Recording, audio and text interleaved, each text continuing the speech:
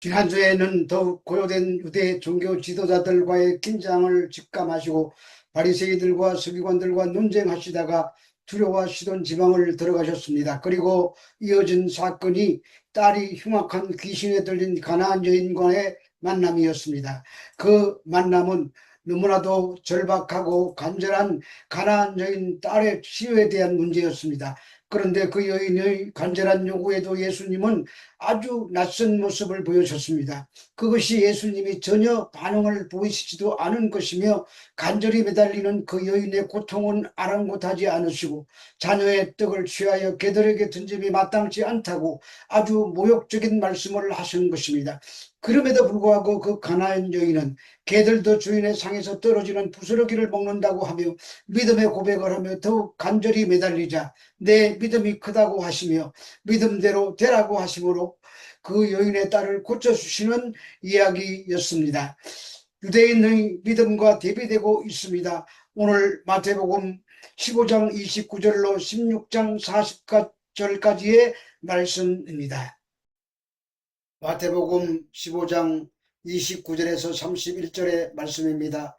예수께서 거기서 떠나사 갈릴리 호숫가에 이르러 산에 올라가 거기 앉으시니 큰 무리가 다리 저는 사람과 장애인과 맹인과 말 못하는 사람과 기타 여럿을 데리고 와서 예수의 발 앞에 앉히며 고쳐주시니 말 못하는 사람이 말하고 장애인이 운전하게 되고 다리 저는 사람이 걸으며 맹인이 보는 것을 우리가 보고 놀랍게 여겨 이스라엘의 하나님께 영광을 돌리느니라.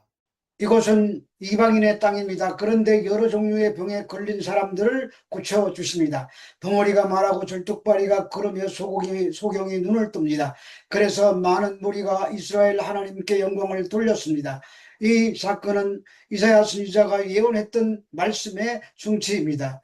이사야 35장 5, 6절을 보면은 그때에 매인의 눈이 받을 것이며 못 듣는 자의 귀가 열릴 것이며 그때에는 저는 자는 사슴같이 뛸 것이며 말 못하는 자의 혀는 노래하리니 이는 광야에서 물이 솟겠고 사막에서 시내가 흐를 것임이라고 했습니다.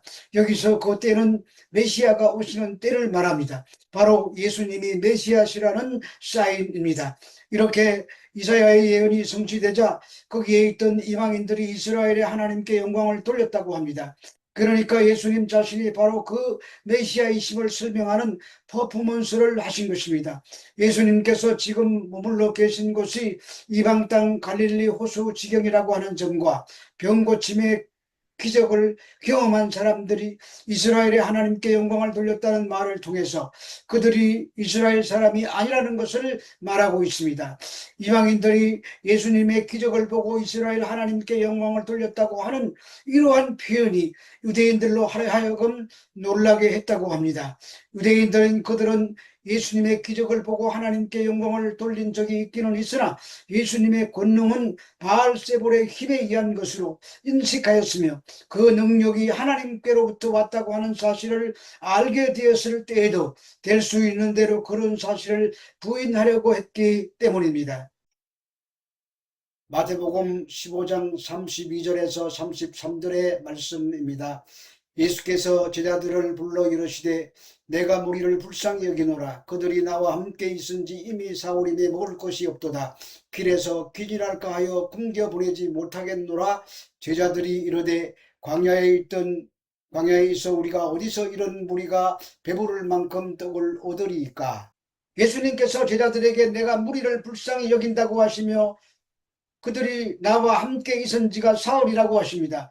여기서 함께 있다라는 뜻의 헬라어 프로스메노는 함께 머물다, 집착하다 등의 의미입니다. 그러므로 지금 갈릴리 호숫가에 밀집해 있는 무리들은 그들이 비록 예수님의 영혼의 질병을 구원하는 참 메시아로 깨닫지 못하고 단순히 굶주림과 병에서 노연하게 하는 구원자로만 인식하고 있다고 하더라도 예수님에 대한 그들의 기대와 신뢰는 결코 가벼운 것이 아니었다는 말입니다.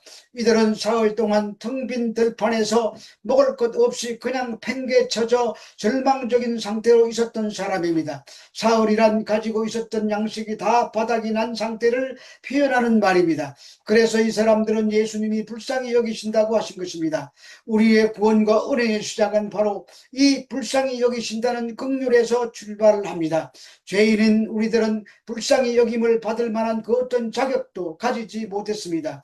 우리 하나님께서 그냥 일방적으로 불쌍히 여겨 주셨기 때문에 우리에게 구원이 임한 것입니다. 어찌되었든 간에 이 제자들은 이미 오병이어의 놀라운 경험을 가지고 있었음에도 어디서 이 사람들을 배부르게 할 만큼 떡을 먹일 수 있겠느냐고 하며 어찌할 바를 못하는, 알 바를 알지 못하는 불신앙의 모습을 보였습니다. 마태복음 15장 34절에서 38절의 말씀입니다. 예수께서 이르시되 너희에게 떡이 몇 개나 있느냐 이르되 7개와 작은 생선 2마리 있나이다 하거늘 예수께서 무리에게 명하사 땅에 앉게 하시고 떡 7개와 그 생선을 가지사 축사하시고 떼어 제자들에게 주시니 제자들이 무리에게 주매 다 배불리 먹고 남은 조각을 7강주리에 차게 거두었으며 먹은 자는 여자와 어린이 외에 4,000명이었더라. 그러자 예수님께서 너희에게 떡이 몇 개나 있느냐고 하십니다. 예수님께서는 제자들이 불신앙 태도를 책망치 않으시고 대신 그들로 하여금 당신의 권능을 기대하도록 하시려는 의도에서 이 같은 질문을 하신 것입니다. 이 질문에는 2가지 의미를 담고 있는데 현재 너희가 가지고 있는 물질, 재능, 소질에 대한 참된 가치는 신앙의 힘에 의해서만이 가능하다고 하는 것입니다.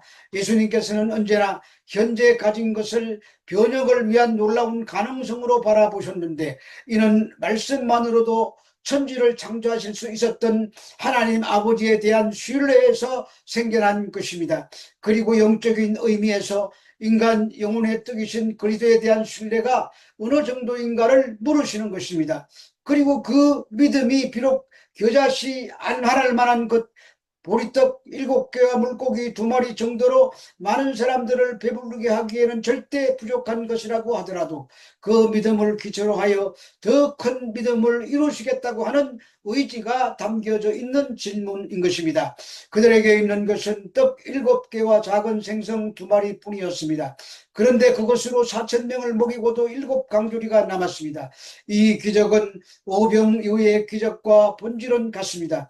그러나 오병이어의 사건은 예수님 자신이 하늘에서 내려온 생명의 떡이심을 선포하시고 그 생명의 떡이 어떻게 주어지는 것인가를 설명한 것이라면 이 사건은 사흘간 빈들에 버려진 백성들에게 십자가의 죽음과 부활을 통해서 소망을 가져다 주는 영적인 메시지가 담겨 있는 것입니다. 그리고 마가단 지역으로 가셨습니다.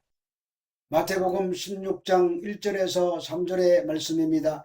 바리새인과 사두개인들이 와서 예수를 시험하여 하늘로부터 오는 표적 보이시기를 정하니 예수께서 대답하여 이르시되 너희가 저녁에 하늘이 붉으면 날이 좋겠다 하고 아침에 하늘이 붉고 흐리면 오늘은 날이 굳겠다 하나니 너희가 날씨는 분별할 줄 알면서 시대의 표적은 분별할 수 없느냐. 그러자 바리새인들과 사기관들이 와서 예수를 시험하려 합니다.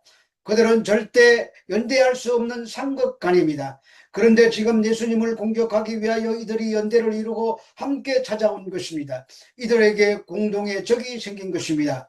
세상이 그렇습니다. 진리에 대한 거부감을 갖고 있는 사람들끼리는 성도들을 공격하는 문제에 대해서는 다 한덩어리가 됩니다.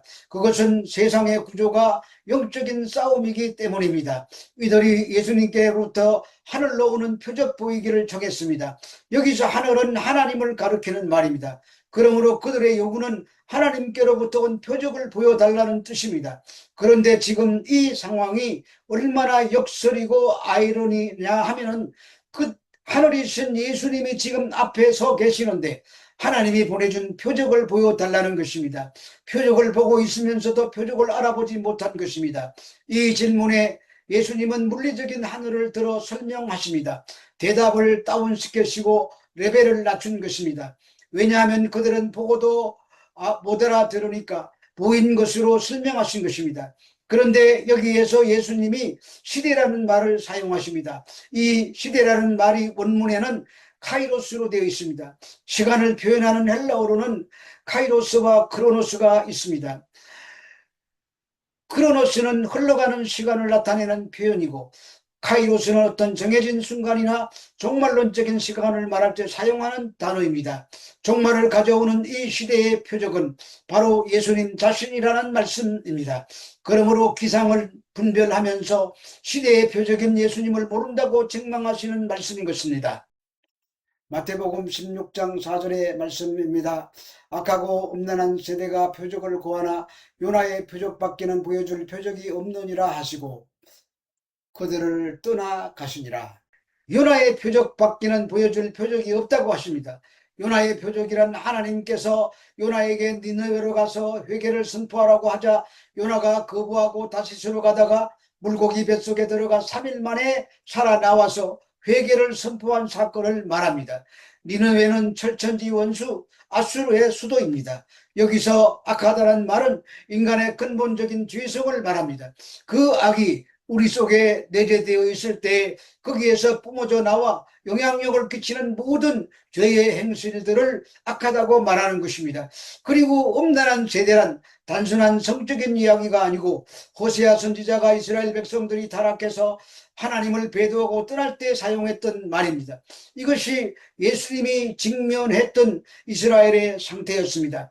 그래서 선지자 요나의 표적밖에는 없다고 하신 것입니다. 그러므로 결국 요나의 표적이란 예수님 자신이 요나처럼 죽었다가 다시 살아나서야 소망이 있다는 말씀을 하시는 것입니다. 이 표적은 예수님께서 어려움에 직면하실 때마다 제시한 것으로서 믿는 자에게는 구원과 부활의 확실한 정포가 되지만 믿지 않는 자들에게는 부활하신 예수님에 의해서 필연적으로 주어질 심판의 정조가 될 것입니다. 그래서 스스로 죄의 길서 마음의 눈을 닫던 그들에게 진정으로 필요한 표적은 그들의 잘못된 욕구와 호기심을 일시적으로 채워주는 표적이 아니라 새로운 사람으로서 거듭나 가게 해줄 결정적인 표적이 있는데 그것이 바로 예수 그리스도의 자신의 죽으심과 부활이라는 말씀입니다. 그리고 저희를 떠나가십니다. 이것은 1차적으로 인간 관계의 단절을 말하지만 예수님과 상관없는 영원한 단절이라는 뜻도 있습니다. 그렇다면 오늘 우리는 하나님 앞에 설 때에 순간마다 분초마다 잊지 말아야 할 신앙적인 태도는 시편 70편 5절의 말씀처럼 나는 가난하고 비천하오니 십자가 앞에서 세워질 때마다 하나님 내게는 자원이 없습니다. 내게는 구원의 근거가 1도 없습니다. 오늘 나에게 버텨낼 수 있는 힘을 주시고 믿음을 주셔서 질질 끌려서라도 하나님 앞에 앉혀주심을 감사하다고 우리의 심중을 토해내는 것밖에 없습니다. 그러므로 표적을 보고 믿는 신앙이 아니라 오직 믿음으로 예수 그리스도의 십자가 외에는 내 죄를 씻을 길이 없고 주님의 부활 외에는 내게 소망이 없다고 고백하며 하나님 앞으로 가는 것 밖에는 우리가 할 일이 없는 것입니다. 우리 모두 그 소망으로 또 한 주 승리하는 삶을 살아내시는 저와 여러분들이 되시기를 우리 주 예수 그리스도 이름으로 축원합니다.